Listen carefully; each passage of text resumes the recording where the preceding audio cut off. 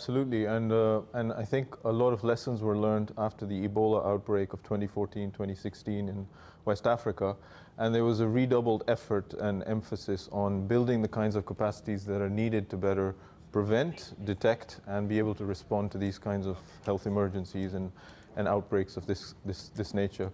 And what happened was that WHO, working with other international organizations, would go and do joint external evaluations of countries, individual countries, and assess their capacities. And what's been found is that a lot of, obviously, higher income, advanced economies have better systems in place, but there's specific gaps that have been identified in poorer countries, in lower income countries. And people are scrambling to try and help build the capacities around those gaps, whether it be related to prevention of these kinds of outbreaks, detection once the outbreak occurs, and also the response element. How well are the international agencies working together and responding to this?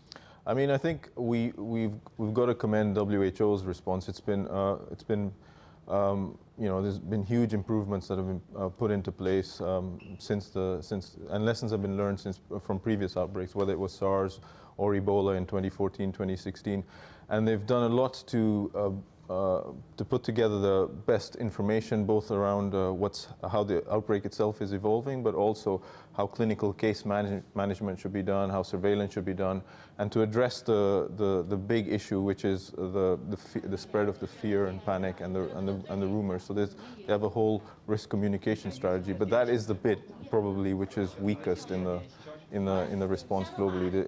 We've not been able to get on top of all the rumors and fear that's been spreading. And that's really difficult in an internet age, because this is essentially a test of information and information mismanagement, isn't it? I mean, it's a real challenge to get on top of all the myths and the nonsense on the internet. It's really difficult to control the flow of accurate information.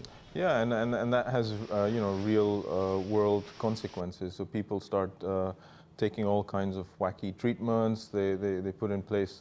And I mean, one of the big issues has been the vilification and demonization of Far East communities, whether they're in the UK or in developed countries, or in less affluent parts of the world. And I think we've got to do a lot more work on managing that process. I think also some of the travel and trade restrictions that have come into place are unwarranted. WHO's advice hasn't been followed by a lot of countries around that, and that really brings into question the kind of international solidarity and global cooperation that we're expecting, and what organizations like WHO are meant to foster.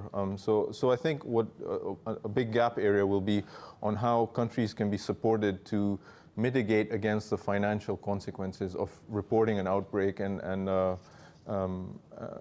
especially poorer countries. I mean, if you think about it, why would a poorer country tell everyone that there's an outbreak occurring if they see that these are the kinds of consequences to their economy and to their trade and travel sectors that might take place?